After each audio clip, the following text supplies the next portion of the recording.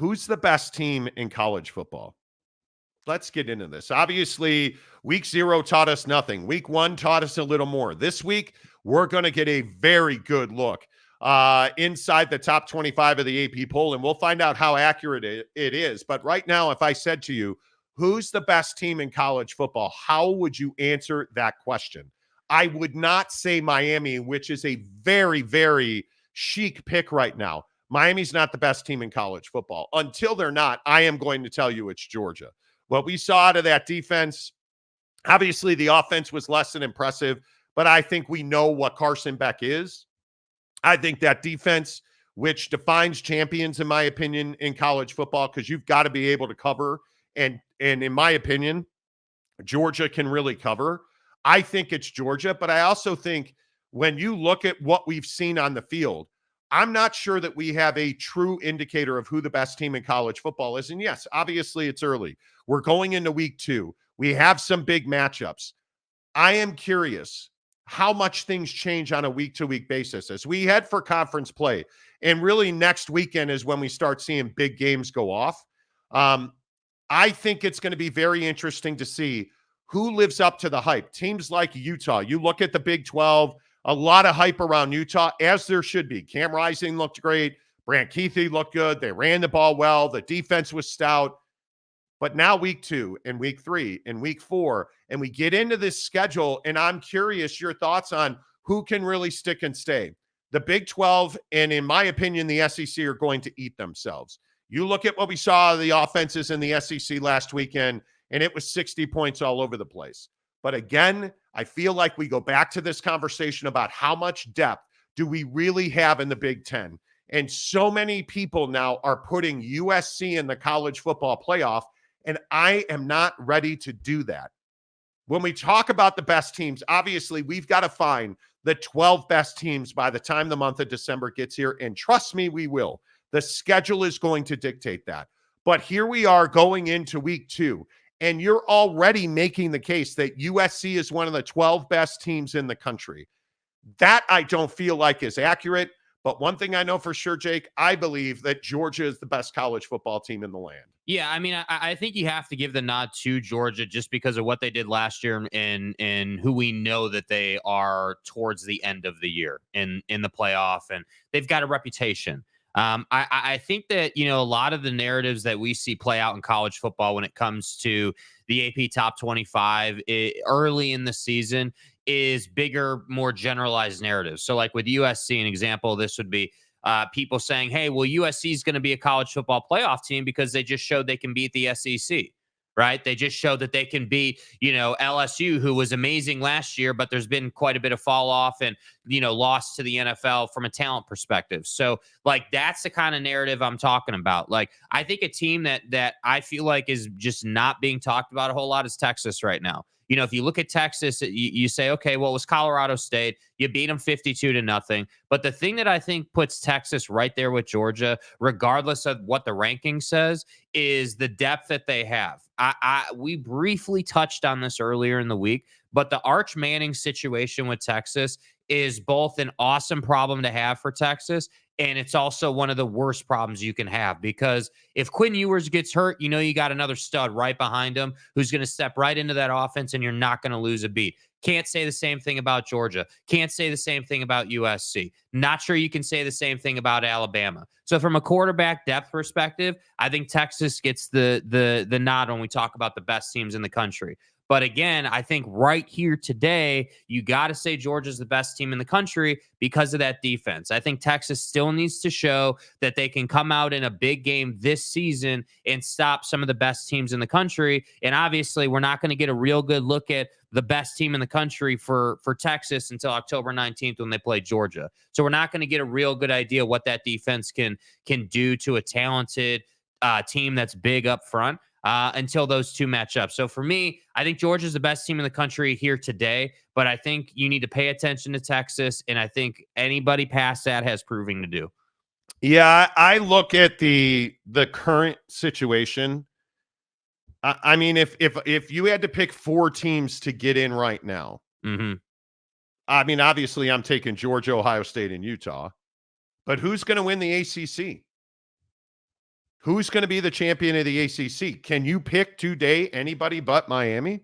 I don't think so. I don't think you can. And if we surmise that those 4 teams are in, and I'm not convinced that Georgia wins the SEC, I think they're going to get in. I think Alabama was the most impressive team that I saw this past weekend. I think Alabama, the way that Alabama performed, the way that Alabama came out, and you put up, it's not that you put up 63 points. It's not that you pounded Western Kentucky, because it almost doesn't matter. It's that Jalen Milroe looked like a totally different player who was better and more prepared and ready to compete. And you look at the way that they went about their business, and he goes 7 of 9, 200 yards and 3 scores. Enjoy the rest of the day off. Like, just an absolute dominant performance, and looked really good doing it. And it feels like when he's running the ball as effectively as he ran the ball, that defense, I feel like, is really good. That offense is better than any of us thought that it would be in Tuscaloosa. I think they are either the conference champions or one of the next 5 in. Well, I think the interesting conversation with Bama too is like the differences between who Nick Saban was as a head coach and who Kalen DeBoer has shown us to be. Kalen DeBoer, in my opinion, is an elite developer of quarterbacks. Like, you can be one of the best in the game and he'll still develop little things in your game to make you better. You can be someone like Jalen Milroe who, you know, obviously has a ton of talent with his legs and needed to develop as a thrower. And as a reader of the defense, I think that's one thing he struggled with a little bit last year. And I would agree, this type of performance shows you, hey, I'm going to throw the ball, 9 times? I think you said he's 7 of 9 for 200 yards. Like, I'm going to throw the ball 9 times, score 3 times, and I'm going to have 200 yards. That shows me that you know what the defense is trying to do to you. You know what you're trying to do on the offensive side. And there's a lot of development there. So when you look at Alabama, again, that's another team that I think right here today, early season conversations, people are discounting them because of Kalen DeBoer, but I'm not so sure that we should be discounting them, because I actually think Kalen DeBoer is, and I'm not saying he's a better coach than Nick was, but what I am saying is that Kalen DeBoer is extremely talented at developing a quarterback, in guiding them and showing them, hey, this is what the defense is trying to do to you. Our preparation during the week is going to allow you to dissect Georgia's defense and put the ball in the right spot. And if Jalen Milroe can continue to do that and keep improving, Alabama's going to be a real problem. But I think people are just simply saying, oh, well, it's Kalen DeBoer, not Nick Saban. Alabama's not going to be as good. And I just don't think that that's fair or accurate. Yeah, and I think it's Alabama, so people have expectations. They're still wildly talented. Are they as deep defensively as they were last year? Certainly not. You don't lose Downs in the level of talent that they lost to the portal and think that you're not going to miss a beat. But I think Alabama is incredible. And the growth and development that we saw out of Jalen Milroe, both running the ball. I think he had 2 scores on the ground, running the ball, throwing the ball, everything that you needed to see out of an elite quarterback. You saw it there, and it's what I think we've all needed. But if we look at, the other teams that I would probably have Texas at 6. I'd have Alabama at 5. I'd have Texas at 6. I think Texas is going to smash Michigan this weekend. I'm a big believer that when you have an average ass quarterback, which I think is pervasive in the Big Ten, which is what worries me about Penn State. And I've talked a lot about Drew Aller. I don't think he's better. I don't think he's developed. I don't think he's grown. I think James Franklin is not a great football coach. It's what worries me about that conference. And if Miller Moss turns out to be something other than what we thought he was, SC could be potentially dangerous. But you look at some of the quarterback performances, I know he put up gaudy numbers, but was Dylan Gabriel's offensive performance really that impressive? No, and I don't think Oregon's that worries you. Performance as a team was all that impressive. Now, again, I personally, I'm going to give him a free pass on that because it was Idaho State. It was, your first game of the year. All right, maybe you were knocking off some rust. You were finding your way. Okay, but if you're going to come out and be a team with Dylan Gabriel that's going to struggle to put up 20 points, you're not going to survive in the Big Ten. You're not better than SC. You're not better than Ohio State at that point. And that's the real problem. Like, I look at the Big Ten, when we're talking about best teams in the country. Yeah. And obviously the gets the automatic nod as the best team in the conference, as they should, right? I mean, they, Will Howard, the offense, the defense, the pressure on Ryan Day, you would expect nothing short of a 1-loss season or an undefeated season out of them. But again, I think Oregon has a ton on the line. You're talking about a guy in Dan Lanning who turned down the Alabama job to stay at Oregon. He obviously knew the opportunity that was going to be presented to him this year with the Big Ten. And the simple question is going to be, can Dylan Gabriel show that he is a big-time quarterback, that he is as good or in the same realm as Bo Nix was? Because Bo Nix was sensational.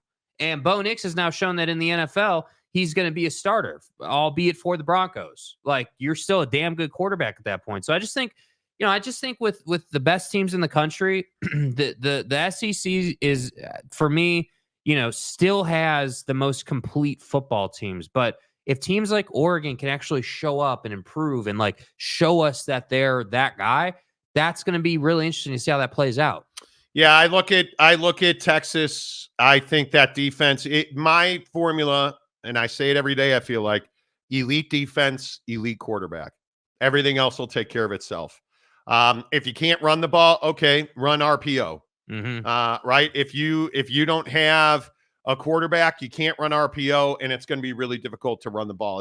It's what worries you so much about Ollie Gordon's health at Oak State, or again, it's this Texas-Michigan matchup this weekend. Texas doesn't have Michigan doesn't have a quarterback. Texas has two. And Texas has had devastating injuries at the running back spot. They're still running the ball. You still have elite quarterbacks. You still have elite skill position players outside. And their defense dominated. And I look at Texas. I don't worry about Quinn Ewers. You don't worry about him. And now if he gets hurt, I think one of the biggest issues at Texas is everybody's probably already scratching, itching, hoping Arch Manning gets real time this year. But you have a really good quarterback in Arch Manning who can't get on the field because of Quinn Ewers, who is a legitimate Heisman Trophy candidate. And I think Texas is really good. It's what makes it difficult when I look at these rankings. Is Texas better than Alabama? That's a really tough discussion right now. Well, I think definitively Texas is deeper at quarterback than Alabama is. And, I think. Yeah, but is Quinn Ewers as good as, or as dynamic as Jalen Milroe? I think Quinn's a better probably thrower of the football. I think Jalen Milroe is probably a more dynamic quarterback. Does Quinn have to be as good as Jalen for them to win? Because that's the hard to win part. A national championship. I think Quinn Ewers is going to have to play the best football he's ever played, because I think we saw last year that out-athleting teams is not going to get the job done. And I think the real question is, can Quinn Ewers stay healthy for a full slate? And if he does, I think they're going to be very good. But I would put Alabama 5. I would put Texas 6. And then you're probably somewhere, if it was today, I'm probably a little higher on, Oregon's probably going to be there. I would probably put Ole Miss 7. I was going to say, I think you got to have Ole Miss ahead of Oregon. I think you got to have, you do have to have Ole Miss ahead of Oregon today. And this is today. Right. We're not projecting, but today. Yeah. I think that's 7. And then, 8, 9, 10 is going to be tough. I think, obviously, right now today, I don't put USC there. I don't. I put Missouri there. I put Missouri's probably my last team in. I put Missouri, 10, 11. So you don't have SC in the playoff right now. Not right now, not today. I think obviously LSU. I was really surprised SC fans did not show up in Vegas. That was an LSU crowd. And Miller Moss balled out, bro. Like, I thought Miller Moss was really impressive. I think that the way that obviously the secondary at SC, the linebacker play, D'Anton Lynn, who I have Preston stoned on this show, and I am a huge fan of. Yes, I'm a huge fan of D'Anton Lynn. That defense is remarkably improved. I need to see Miller Moss do it more. And if he does it into October, okay, we're having a different conversation. Mm-hmm. I'm not ready to put USC there. I'm not. I think Missouri was far more impressive. So I would probably have Missouri there. I don't know what to do with Notre Dame because this is what am I missing on Notre Dame? And I am a diehard Domer. I think you guys all know that. What am I missing on Notre Dame? Because I don't see it with Riley Leonard. I was not impressed with the offense. The defense was scintillating. Mm-hmm. I'm not impressed with Notre Dame's offense. Yeah, well, I don't think you should be impressed with Notre Dame's offense. I think, pro Notre Dame narrative right now is that, hey, they grinded it out on the road in a tough environment against A&M. They did not have control of that game, from start to finish, but they did take control. I would say midway through the third, you took control. And from there, you handled your business and won the game. I think, like you said, I think people are just knob slobbing that defense and saying it's the best defense in college football. It's a really damn good defense. It's a really good defense. But I think the problem is that, and this is the other side of this conversation, scheduling is not in favor with Notre Dame. It's hard for me to be like, oh yeah, wow, you got a great defense when you're playing Boiler Down or Miami of Ohio, or later in the year, you're playing a Florida State team that's trash and going to be totally uninterested because they're out of any playoff race. Like, you know what I mean? Like, we're not going to get a real good idea of like who Notre Dame is as a team until probably the last game of the year against SC, because you're just not playing anybody on this schedule where I'm like, man, wow, like that was Georgia, that was Ole Miss, that was Ohio State. Like, I don't get a good look at them. That's the problem. I'll go back to Texas, Michigan. Yeah. The formula. Michigan doesn't have the formula. You have a quarterback who simply isn't capable.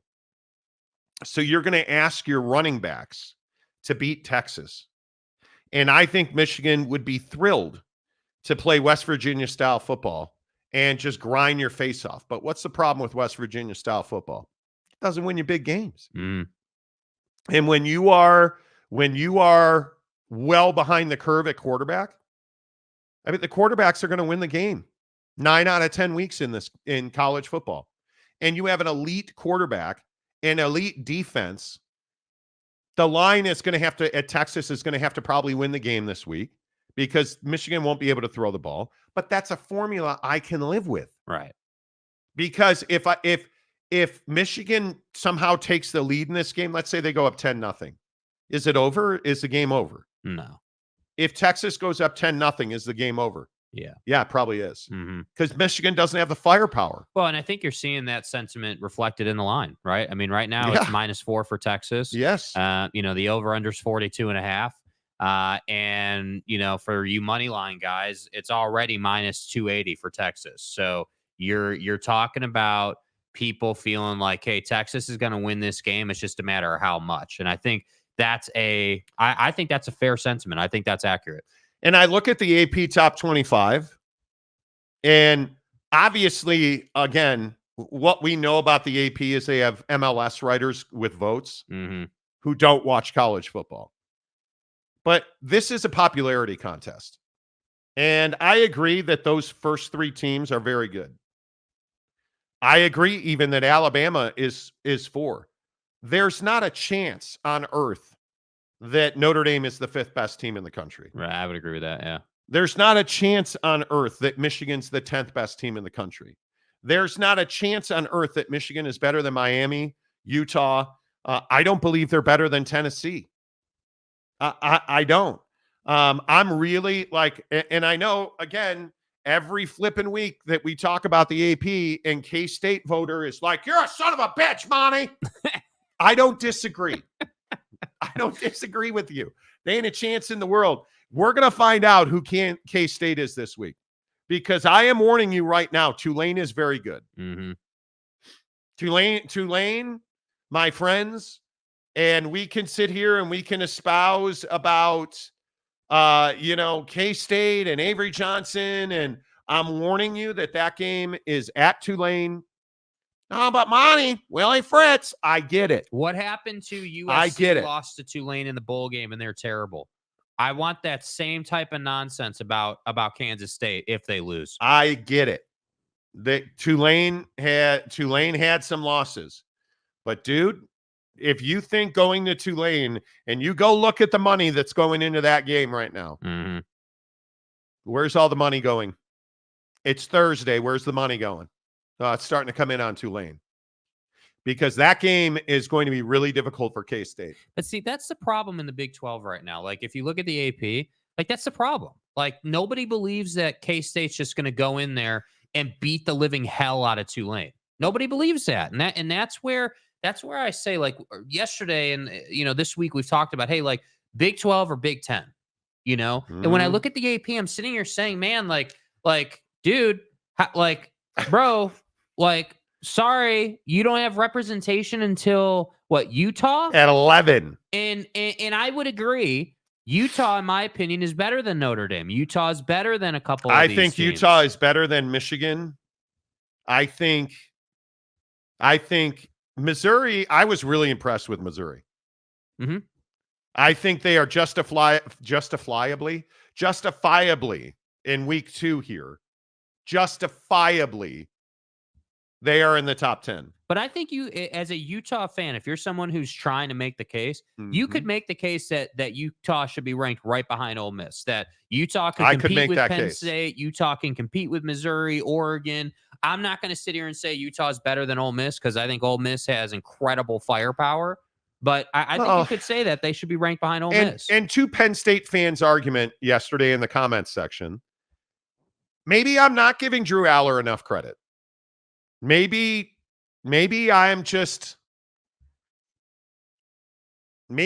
so lost in my hate and vitriol for the pedo paterno that I'm taking that anger out on Drew Aller. Or you're crazy. He sucks. I could be wrong. But what if I'm right? What if I'm right? And Penn State fan, I think the biggest problem that you have is not Drew Aller. It's James Franklin. Because I don't believe that James Franklin is. Well, the problem is that Drew Aller's not good enough to cover up the shortcomings in play calling and scheme of a James Franklin-led team. I would agree with that. So to say that, saying that Drew Aller sucks is probably harsh. He doesn't suck. He doesn't suck, but he's not like a big play, explosive kind of quarterback where you're like, damn, we got to worry about him. Like you're not, that's not how you're looking at Drew Aller. And listen, you went on the road and you beat West Virginia and Drew Aller played well at times, but are you really impressed with the offense or were you really impressed with the defense? Yeah. Because I was really impressed with the defense. And what do we know about James Franklin-led teams? They're defensive first teams. And if I said to you, Drew Aller was 11 of 17 for 216 yards and 3 touchdowns, is that impressive? It's not that impressive. And the thing that worries you, 218? 216 yards. Yeah. I mean, if that number's 285, 300, then I'm like, all right. But he's not that guy. And so I go back to an average-ass quarterback in Miller Moss. And I say, well, this was a neutral site game. This was against LSU. National TV. Big spot. The only game. Yeah. In front of a hostile crowd in Vegas. And you went 27 of 36 for 378 and a touchdown. And a dime piece of a touchdown. So haters are going to say. And you didn't turn the ball over. Yeah. And haters are going to say, oh, well, Monty only threw for 1 touchdown. Well, but they also put up 27 points and only ran for 72 net. 72 yards is what they netted. So I'm going to say that Miller Moss is the reason that they won. I'm going to say that Miller Moss is a guy that I think we all can pretty affirmatively say, hey, you know what? I think, I'm pretty certain that Miller Moss is the reason that they won that game.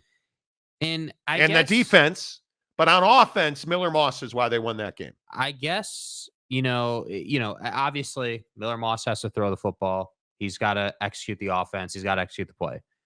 I left that game more feeling like Lincoln was why they won the game, because I felt like the play calling was so damn good offensively. Like, he put Miller Moss in such strong positions to be successful that But it was easy. But again, I've been trying to tell you this for 10 years on this show.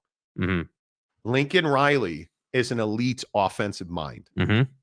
He is what you saw from Miller Moss was he got the play, they ran the play, and he ran the play well. But the play call in a lot of that run at the goal line to seal the game, Yeah. that was everybody and their brother was assuming that was a pylon throw to set up a field goal. Mhm. Instead, it turned out to be a run right up the middle and nobody touched him. Well, and what did Lincoln do? Lincoln attacked that safety who had just come in the game after the targeting situation, with a play that confused him. And I thought, yeah, if I'm Brian Kelly, you can bang on the table all you want and be all pissed off, but the reality is that's on you. That safety not being prepared and not reading that play correctly is on you and your staff. And it was because Miller Moss had thrown the ball so effectively. Mm-hmm. A lot of that. So that's what I'm saying. As far as the AP is concerned, I think you can make a case for USC. Miller Moss has to prove he can do it against better teams, but I believe in Lincoln as an offensive play caller. Yeah, I do. I think that was a virtuoso performance. But again, what do you have at SC? You have an experienced quarterback who, what would this be how long has Lincoln been at SC? This is his third season. So this is Miller Moss's third season in that offense. Man, you have an experienced quarterback capable of pushing the ball down the field. You can't overlook that. If we go over this top 10, and I want your thoughts, but if we go over this top 10, man, I'm telling you that it's not good enough anymore to assume that you can turn around and hand the ball off for the win. That's not how college football games are won anymore. And I know that used to be, and it's so rare. It's Kansas City, the Chiefs. Patrick Mahomes is the reason that they potentially could three-peat this year. Right. Who's their starting running back? I don't know either. Kadarius Toney? No, he's not. Pacheco. I mean, Edwards-Helaire. Right. Like, think about who cares? You've got Patrick Mahomes. Who's the starting running back in Wales, Vagina? We play at LA Rams House Stadium guy. Yeah, I don't think you care either because Justin Herbert's there. Who's the starting running back of the Chicago Bears? Yeah, I don't care either. Who's the starting running back of the New York Jets? Yeah, I don't care either. Who's the starting running back of the Baltimore Ravens? It's Lamar Jackson. Like, it doesn't matter. That's interesting you bring that up too. Not to delve into this game tonight, but I think when we look at college football teams, that's the exact kind of narrative I'm talking about. There are so many people on this game tonight talking about how Derrick Henry is going to be this X factor and like he's going to run the Chiefs over and he's going to make it so that, Lamar Jackson, who thought it would be a good idea for whatever reason to cut more weight off of his frame, he's going to have to run less because of Derrick Henry and better protect. Like, dude, you're reading too much into that stuff. 100%. Like, you go back to, hey, they're going to Arrowhead. If you're going to win a ball game in Arrowhead against a Steve Spagnuolo-led defense, you're damn well going to have to throw your way to a win. And that's not who Lamar is. And when I look at USC, I look at, any of these other teams we've talked about today. Can you throw yourself to a Michigan? Win? Michigan. I'll just keep going back to Michigan. Perfect example. Yeah. Michigan is going to lose to Texas because Michigan is going to have to prove they can play from behind. They're going to have to prove that they can still run the football at a high level, which I think they probably can. But you're not dynamic at the skill positions anymore. You're not dynamic up front anymore.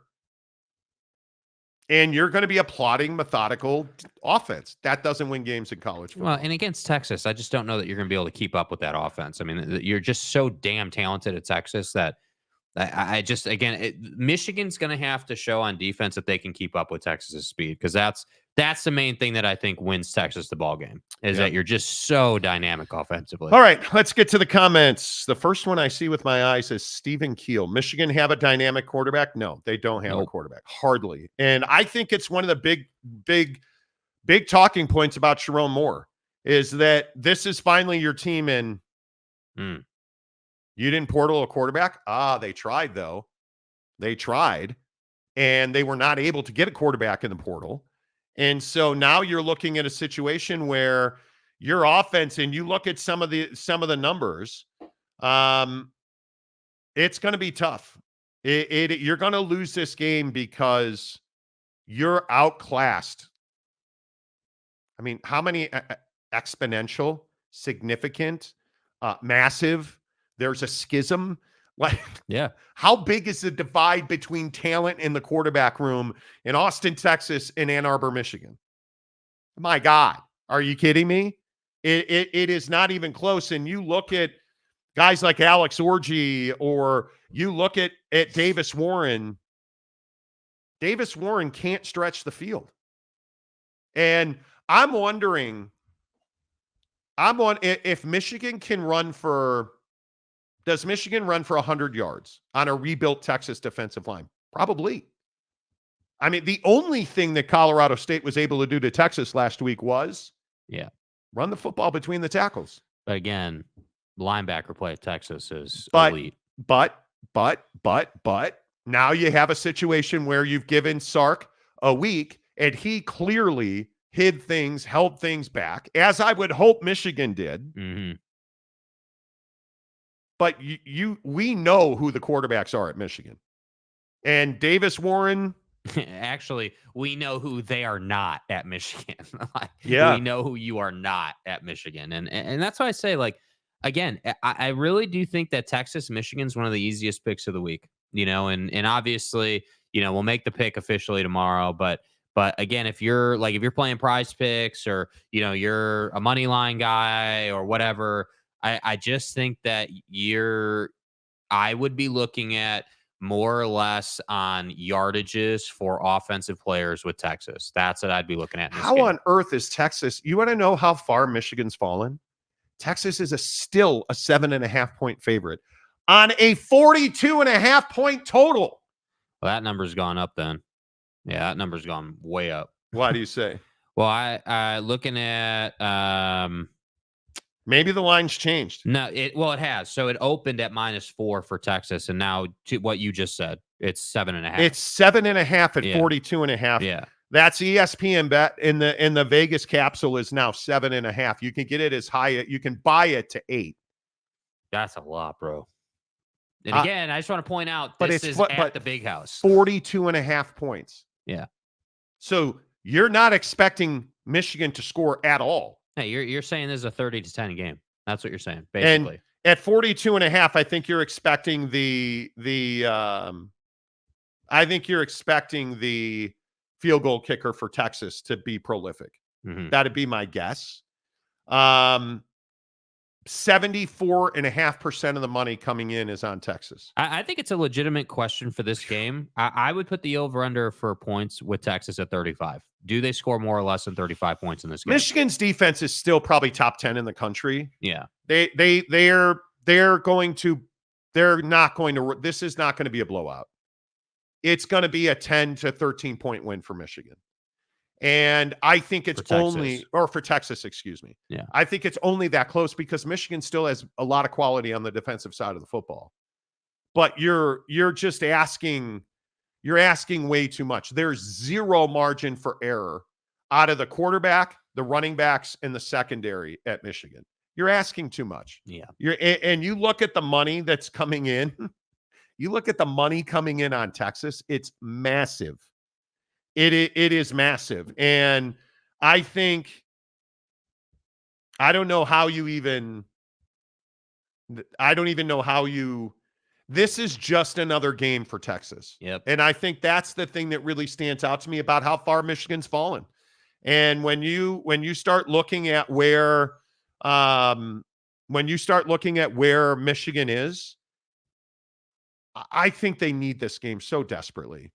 Because they're not better than Ohio State, certainly. And I think Ohio State is better than Texas. I don't think they're better than Ohio State. Mm.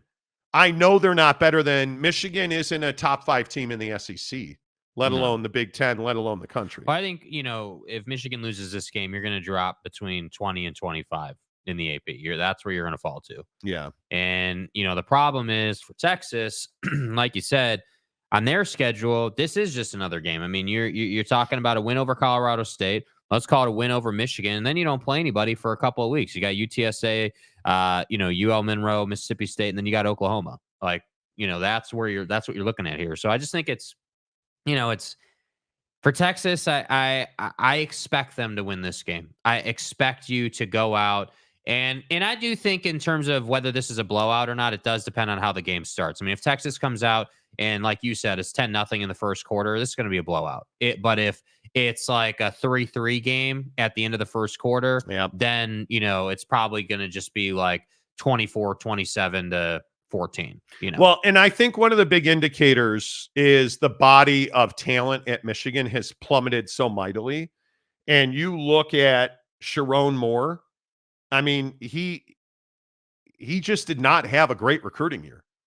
And I think that's going to continue.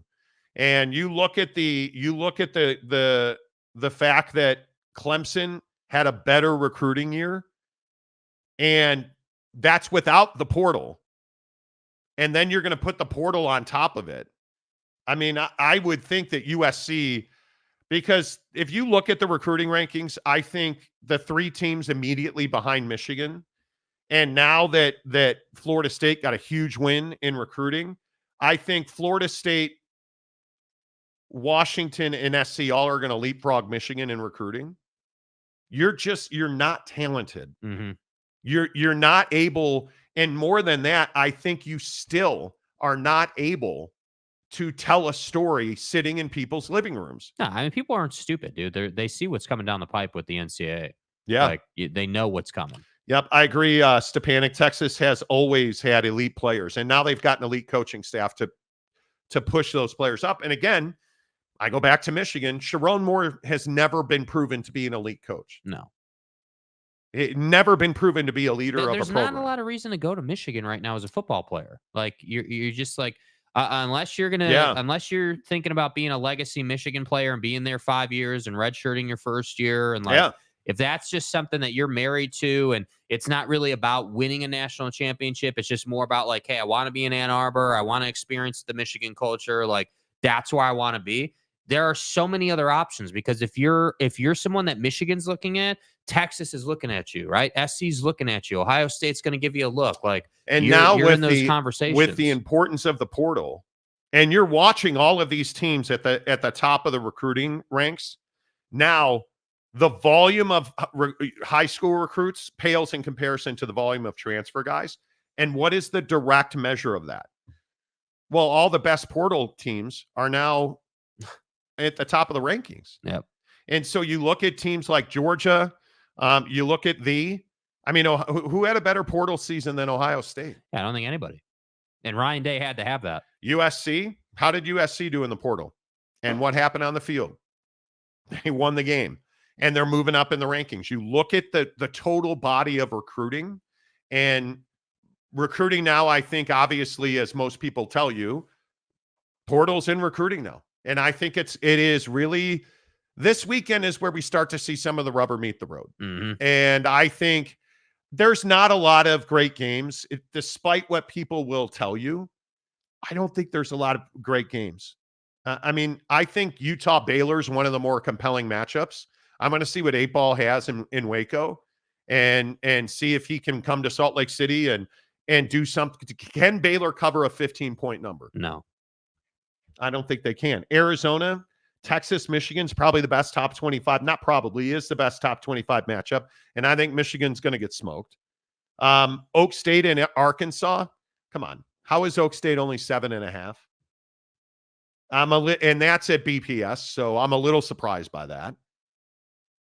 That's a shocking number. K-State's under 10 now. That number's moved down. K-State's -9. Like, there's just not a lot of great matchups.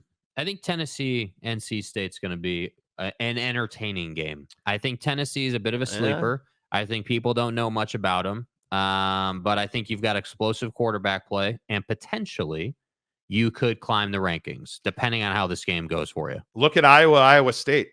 Good game. Pretty significant game. Iowa's it's even because Iowa's getting 3 points at Kinnick. You know the most entertaining game of the week? I got you guys. Tech at Washington State. That's going to be an up and down, push the ball down the field kind of game. Texas Tech fan. That's going to be the most entertaining game of the week, in my opinion, just from a football standpoint. I think I have now fallen in love with Texas Tech fan because we actually were having, educated conversations yesterday about Joey McGuire and Texas Tech. And Tech fans coming around. Tech fan is coming around to a certain extent. The defense was embarrassing. And yesterday I thought it was ridiculous. While we were live yesterday, fans are like, oh, Monty, 7 guys, the quarterback that. But you go read the comment section, and what did Texas Tech fans say? Inexcusable, embarrassing. It doesn't matter. 2 years in a row with this defense, which is what I'm saying. Because Baron Morton and the Taj Brooks thing, I'm waiting for clarity on that but the Taj Brooks thing, that's a big deal. He is a big part of Baron Morton's success. And, I just think it's interesting. Tanner Plumeyer, who hates Jake Retzloff. Mm-hmm. Now BYU fan has matriculated to, we just got to wait and see. I don't have to wait and see. Jake Retzloff's the best quarterback in the program. Bro, you're one of two BYU fans right now. You're either wait and see guy, or you're, hey, I was never a Bohannon guy. That was not me. Gary who? I was always Team Jake. Mm-hmm. Okay. BYU and SMU is pretty compelling for people here in Utah County. I think it's a huge game. I think it's compelling for people in the state, bro. I think it's it just is a Utah County thing. For Kalani Sitake, I got one of those yesterday too. Kalani Sitake needs this win. Because SMU is Dallas. If you look on their jersey, I think this is a huge game. Mm-hmm. It's a huge game. And if you don't pay attention, again, I'm a lines guy. I believe that the line matters. SMU on national television is an 11.5 point favorite at home on a 55.5 point number. Just telling you, bro. I'm not guaranteeing BYU wins this football game, but what I am guaranteeing you is that people do not know who Jake Retzloff is. They do not know how deep that wide receiver room is. And furthermore, and again, this is what I'm watching for in this game. I believe in Jake. This dude will show up for you every single week. But what I want to see is Aaron Roderick's play calling continue to be good, continue to be logical, continue to make good decisions, continue to not be stupid with, hey, let's get cute with, reverse jet sweeps and stuff. Let's go down the field, north and south, not east and west. And if you do that, you should be in this game. The football. Yeah, 100%. Run the football, because Jake Retzloff in play action. And again, Lassiter's back this week. I just think with Roberts and Epps, and it's going to be interesting. Keanu Hill at tight end. Come on. I want to see them utilize the tight end more. I want more. Mm-hmm. Right? Like I want more. And I think it is going to be very interesting. When do we make or break on BYU fans supporting Jake Retzloff? When do we get that? Because I think that's like got to happen. Yeah, I mean, it's games like this where last year you lose this game, 100%. Last year you're not in this game, you lose this game, you just have no business competing in this one. This year, though, I think that I would agree they need to utilize the tight end more. But I think to utilize the tight end, to your point, you got to run the football. You got to open up the 10 to 15 yard route up the seam there. So to do that, you have to run the football. And I think that, SMU's quick. SMU's talented. I would say SMU is just as explosive as BYU is, but I'm just telling you, man, I think that if the play calling Just as explosive. yeah. 3 plays over 20 yards for touchdowns for Mr. Retzlaff. The kid, they're explosive with Jake Retzlaff at quarterback. And you have a quarterback controversy again in Dallas with SMU. I think it's going to be very interesting to see how explosive their offense is and what BYU can do about that. But it's going to be, I think it'll all be about BYU's defense. I am not worried about Jake Retzlaff. Preston Stone needs to come out. If you're SMU, you need Preston Stone to win that job this week. He needs to show out, in my opinion. Tanner Plummer, I was about to say BYU needs to dominate the line of scrimmage to keep SMU's offense on the sideline. They do. They do. And the only thing that worries me about a guy like Jake and Aaron Roderick, you love watching that ball go through the air. Don't fall in love with it. Run the football. Run the football. Help him be even cleaner in the pocket by running the football. Move him out a lot. Roll him out a lot. Keep him in motion. He's a dynamic runner. We'll see. Mike Smith, the greatness of Preston versus Jake. The clouds will be parted so God can watch the 2 best quarterbacks not named Cam Rising. Stay hard. I'm here for it. I'm here for it. Yeah, Tanner. I do think Aaron Roderick, the offensive coordinator at BYU, is, I think Mitch Harper from KSL, who does an excellent job covering BYU football. I think he has asked Aaron Roderick some really good questions, and just listening to A-Rod talk, you can tell that this is not the same A-Rod. No, there's actually a sense of urgency. I think there is. And I think you have got to go into Dallas and you got to piss off some Texans. And you've got to be able to say, yep, we controlled the clock. We controlled the game. Because if you get a lead in this game, again, what am I going to say? Run the football. Yeah. Run the football, because SMU's offense is explosive, period. They can play a lot. Keep the ball away from them. They can play a lot. And I think one of the best parts and the worst parts about explosive offense is when you see Jake Retzlaff against Southern Illinois, one of the better FCS teams in the country, going over the top, again, 3 scores at 20 yards or more. You want to be explosive.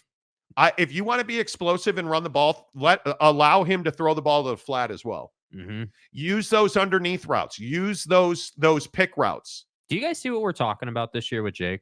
We never had any of these conversations with Keaton. That never happened. No, he's not that guy. But we weren't able to have the conversations with Jake last year either, Retzlaff, because he wasn't in the playbook as much as he is in the playbook now. Yeah. Because of the tonsillitis, because of the surgery. He missed spring. He missed summer. He is not in the playbook. He commands the playbook. He knows the schematics. He knows everything. I love the iPads on the sideline because you can watch him working with receivers. Last week, him talking to the offensive line, and this offense is far ahead of where they were last year. So we'll see. D-Rock, why is Sherrone Moore working without a contract?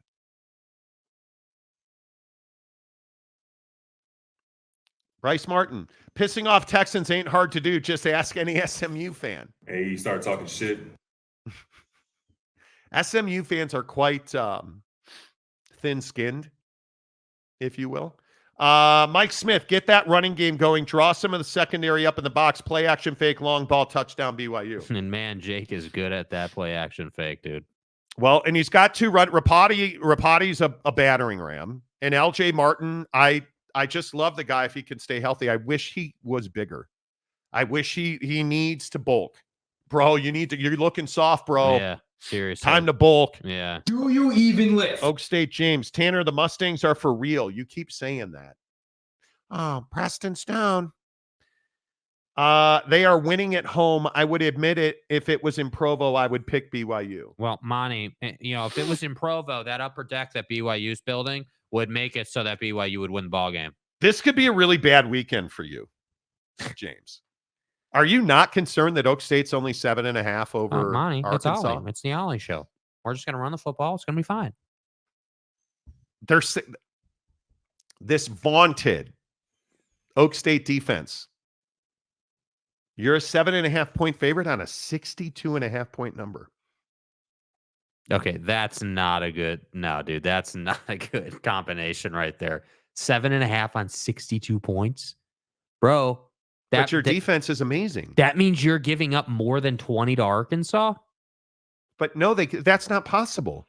Oak State, James and I have talked about this defense. And because it's garbage. It's better than Utah's defense. And it goes without saying, the defense isn't even half as good as the wide receiver room at Oak State, which is the best wide receiver room in the country. Yeah, I mean, come on, dude. So it's a wee fence. The best part about being the host of this show is I don't have a dog in the Oak State fight. I don't have a dog in the Preston Stone as a pacifier fight. I sifted through all that. I don't have a dog in the fight. I know my team at Notre Dame sucks. I don't have a dog in the fight. Could Marcus Freeman's pants be any tighter, dude? Right? I mean, hey, if I was slung, I'd have tight pants too. Right? But my point is, the crash and burn job, like watching all the Michigan fans do their mea culpa now that Jimmy's got a 4-game show or a 4-year show cause with a 1-year suspension. Sharon Moore admitting to level 2 violations, not having a quarterback, all the Michigan fan mea culpa, the Ohio State fan walking around with a chub because of the transfer portal. It's amazing. Not having a dog in the fight is the best position to be in. You know, the eye patch. Monty has a bro crush on Retzloff. I don't. But the fact of the matter is it was never going to be Gary Bohannon. Mm-hmm. And the thing that's amazing to me is Jake Retzloff has been a superstar every level he has played at. And BYU fans are like, I saw the interception last year. He sucks. Okay. That's great. You were wrong about Gary, don't call me Jerry Bohannon. Oh, he's the guy. No, he was never the guy. Oh, Jake sucks. No, well, turns out he doesn't. He turns the ball over. Yeah, it turns out he doesn't. Will he this week against SMU? Maybe. Has he? No. No, he hasn't. So, oh God, here it is. Oak State, James, what do you think this is? And I haven't seen it yet.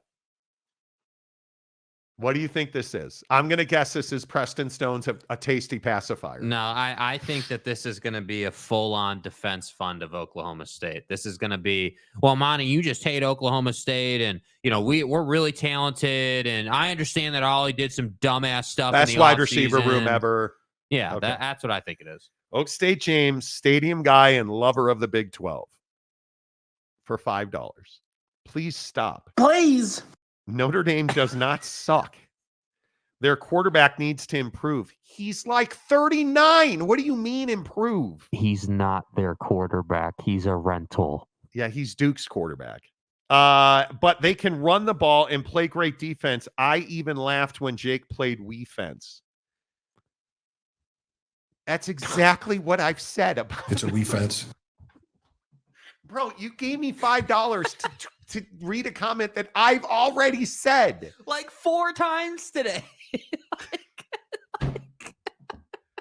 Notre Dame has an elite defense. I think one of the top 5 defenses in the country. Notre Dame, our mother. Now, not as good as the wide receiver room at Oak State, but their defense is pretty good at Notre Dame. No. What have I said? Riley Leonard is not a national championship level quarterback. He cannot throw you to a win. And he can't stay healthy. How did Notre Dame win that game? It wasn't with Riley Leonard. I appreciate you. Marcus Freeman, fantastic defensive coach. Fantastic. Wet blanket, the Oak State hate is real. I don't hate Oak State. It's not, dude. It's not hating on Oak State. it's holding Oklahoma State fan accountable for the dumb things they say on a seemingly daily basis. Saying that they have one of the best wide receiver rooms in the country is asinine. That means that you don't know who Texas is. You don't know who USC is. You certainly don't know what BYU's Ohio got cooking. State, Ohio State. BYU. Did you see what Judkins said from Ohio State? Dude goes, yeah, I've never, I only got the chance to play in front of 100,000 fans a couple times at Ole Miss. And now that I'm at Ohio State, it's nice to see 100,000 fans more than a couple times a season.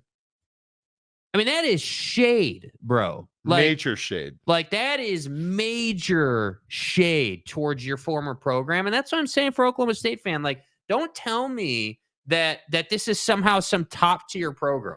You're going to have to show me that number that is, if you're an Oklahoma State fan, I'd be pissed off by that number. 7.5 on a 62-point number. They're saying that you can't stop Arkansas, and they're saying that you're going to have to win the game on offense. I'm telling you. I just love the fact that Texas is back, and Texas has a better wide receiver room than Oak State. Good Lord. Right? It's not hate, Wet Blanket, and I know that you love to talk about how much we don't know and do you even watch. And if you look at the wide receiver rankings, Oregon's probably got the best wide receiver room in the country. Ohio State, Texas certainly. I think Ole Miss, BYU, all of them are better. Miami, what Restrepo did this weekend. Mm-hmm. How do you not put Restrepo, George Brown, hell, even Kansas? I mean, I think it's very difficult to, it's fine. D-Rock Irish. Is the Wrath of Khan still in the chat for Michigan? I don't know what that means. That's a Ferris Khan reference. I haven't seen Ferris here in I don't know how long, which is great because he never says anything. Tom Carb, Texas can only have so many wide receivers on the field at once. Yeah. I mean, it is, wet blanket. Oak State has one of the oldest experience coupled with one of the best coach teams. And no, they're not one of the best coach teams. And again, I just will continue to say this to Oklahoma State fan. Mike Gundy is not an elite football coach. No. Nope. You don't have a quarterback. You don't. You have arguably the best running back in college football. Is Alan Bowman top 50 quarterbacks in the country? Probably not. Man. Is Alan Bowman top 8 quarterbacks in the Big 12? Alan Bowman or Jake Retzloff? Alan Bowman or Noah Fafita? Alan Bowman or Cam Rising? Alan Bowman or Avery Johnson? Josh Hoover. Alan Bowman or Josh Hoover? You don't have a quarterback. And last year, Oak State James just couldn't stop frothing at the mouth about how, Alan Bowman's only a placeholder, bro. Okay. Yeah, what happened to Gunner? If you look at the Big 12 and you look at the quarterbacks in this league, this is a quarterback league, man. And we can sit here and hell, Levitt threw for 258 and 2 scores last week at ASU. Right? And I'm not saying that Alan Bowman is some terrible quarterback. You're not elite. And Mike Gundy saying stupid stuff like, well, negotiations are over. Saying stupid stuff like, oh, well, I've done that 1,000 times in my life. Not punishing Ollie Gordon for a DUI. He's not an elite coach. He's never been an elite coach. He's a coach that wins games in the regular season. And when he is over the top talented, which is rare, and you have a guy like a Brandon Whedon, okay, we can have that conversation. But the thing we do on this show, and it pisses so many of you off, we tell the truth on this show. Mm-hmm. How often are we just wildly wrong about Jim Harbaugh going to Los Angeles? We had that story first, we had the money on that story first. How often are we wrong about the notice of allegations, or how often are we wrong about anything that we come out with a strong opinion on or a statement of fact? How often are we wrong on that? Oklahoma State is not an elite team. Alan Bowman is not an elite quarterback, and Mike Gundy is not an elite head coach. It's as simple as I can say it. And if you want to go tit for tat on Alan Bowman in this league, he's not top 8 quarterbacks in this conference. He's not even in the same conversation with a Cam Rising. I haven't even mentioned Shedeur Sanders yet. He's not in the conversation. So we can sit here and we can play games and we can. I mean, so Shedeur, Cam Rising, Baron Morton, certainly. Jake Retzloff. I would take all of them. I would probably take Hoover over Bowman. Avery Johnson's an interesting one. Yeah, Avery Johnson's a reasonable comparison. I think Avery's, largely unproven. I think that Brendan Sorsby at Cincinnati, better quarterback than Alan Bowman. More capable quarterback. You look at Green at West Virginia. Pretty close. Rocco Becht at Iowa State, better quarterback than Alan Bowman. I don't think there's any doubt about that. Oh, dude at Kansas. Jalen Daniels. Yeah, Jalen Daniels. What did you just say? Dude at Kansas? Yeah, I couldn't remember his name. Why Daniels. do you try to hurt my feelings? Yeah, sorry, couldn't remember his name. KJ Jefferson. I think KJ has to prove he can win, but on a pure talent perspective, like pure talent, yeah, he's better. He's got a huge arm, really athletic, but he's got to prove he can win some ball games. So I'm going to say that's even. I would agree. I'll take Hoover. I'll take Baron Morton. Make the argument. Make the argument. Tell me how wrong I am. Calford gifted 10 Monty Show membership. Let's go, baby. Let's go. Pick him up. Pick him up. Pick him up. Appreciate that very much. Thank you. DK for $5. Texas would beat Oak State worse now than they did in the Big 12 championship Well, that's game. the other thing, too. Like, in the Big 12 championship game, Bowman just didn't show up. But that's, again, Mike Gundy, this elite coach, generational, best coach we've ever seen, who admits to DUIs thousands of times. Come on, dude. Are you a better team this year at Oak State than you were last year? Yeah, I'm going to say no. But Texas. Is Utah a better team this year than they were last year? By default, absolutely. Because you have an elite quarterback and now Brant Keithy back as well. So you got one of the best receivers and one of the best quarterbacks in the conference back. Yeah. I'm here for it on Mike Gundy. I'm here for it. And it's not that I don't, I have, why on earth would I hate Oklahoma State? I don't. I'm tired of Mike Gundy's bullshit, dude. I'm tired of, we don't need Oklahoma. Do you understand that your entire existence is tied to Oklahoma? No, he doesn't. You get that, right? How much damage did you do to your brand by holding the door for Oklahoma walking out of the conference? Because turns out, yep, Utah's going to win the conference. Or likely to win the conference. It's, what do we know? It's week 2. Likely to win the conference. It's wild to me that you're so willing to support Mike Gundy without question. Without question. I don't get it. And Donuts, newest member of the Monty Show. Let's go, and Donuts. Good to see you. Appreciate all you guys being here today. Thank you. Point to the doll where Mike Gundy hurt you. If Rising can stay healthy. Exactly right. Exactly right. K-State lost by 1 point to Texas. Mm-hmm. Cool. Fat old Mormon and dying. Can't drink and drive without Poke vodka. The Poke's vodka. Dude, come on. Come on. I don't. Yeah. Roundabout. We can all agree that KJ Jefferson was horrible against New Hampshire. Just not what you needed. Exactly. And That's which what is surprising for a Gus Malzahn quarterback, right? That's surprising. Oak State James.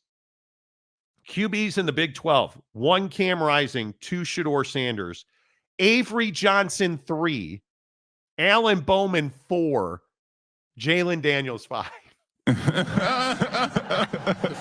Get this right. You've had way too Avery much roller Johnson, food, bro. Avery Johnson, third best when he's a 57% career passer. Yeah, I just, I don't know what I'm talking about. I mean, will Avery Johnson throw for 3,000 yards this year? Probably not. Will he complete 60% of his passes? Definitely not.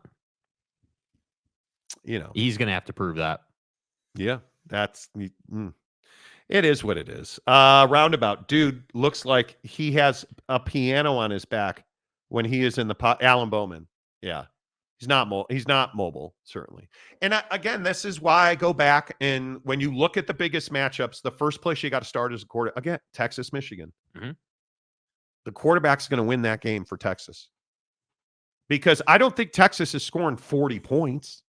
Not Michigan, again, still a good defense.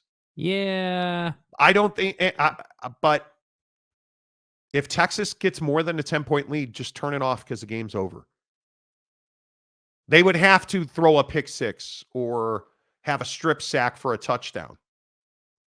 Something incomprehensible. Let me be the a-hole in the room and say that great or quality Michigan defense still gave up 10 points to Fresno State. And when I say still gave up 10 points, if you look at the good teams in the country, they didn't give up any points. So that defense can be had, in my opinion. But we'll see. We'll see. Hey, maybe they'll ball out. Like you said, maybe they held some stuff back. Maybe there's more there. But I would hope Michigan held stuff back. Maybe they held some stuff back, but I'm not they're gonna have to show that. Yeah, I'm hoping they held stuff back. Because if they didn't, I mean the absolute terrible play call that led to that pick six at the end of that Michigan game. That's Texas is never doing that. You're never going to get that easy, play like that against Texas. No, you're not. I would agree. Kevin K. Avery Johnson beat out Will Howard. He didn't. And it's such a weak ass take too. Yeah, we've talked about this. You can't judge Avery Johnson by his first game. Part of the blame is on the new offensive coordinator. It's going to take time. I'm not judging him on his first game. I'm judging him on his numbers. On his body of work. Yeah. Like the guy is proven to be a run first guy, and he's proven to be someone who's sub 60% completion percentage. What did Will Howard say on this show last year? He felt like he had to play hero ball. He felt like every throw had to be perfect or they were going to lose. And I think that played out. When Avery Johnson came in, was he a dramatically better quarterback? He wasn't. Were they a dramatically better offense? He wasn't. They weren't. And by the way, if Will Howard is such a trash quarterback, why is he starting at Ohio State? And dominating. Dominating. Now, and he straight up said, I actually have talent I believe in now. Right? Like, Ben Sinnott can't be your most, anyway. Will Howard, 17 to 28, 228 and 3 scores. Ran 4 times for 18 yards. And they only ran Travion Henderson 8 times. Quinshawn Junkins, 13 for 55, 4.2 and a touchdown. James People, and then you start looking at guys like Egbuka, only had 4 catches. Carnell Tate, Jeremiah Smith. If you believe that you're a better offense because Will Howard couldn't be your quarterback, you're crazy. If you do not understand that there was a coach-player dynamic at work there, you're crazy. And if Will Howard sucks so bad, why did everybody want him? Why did everybody want him? Because he doesn't actually suck, and he didn't get beat out at K-State. Whoa, comment dump. Damian Fowler, did they schedule any college games tonight with there's not. There's no Florida State, Georgia Tech standalone where Florida State can embarrass themselves again. Yeah.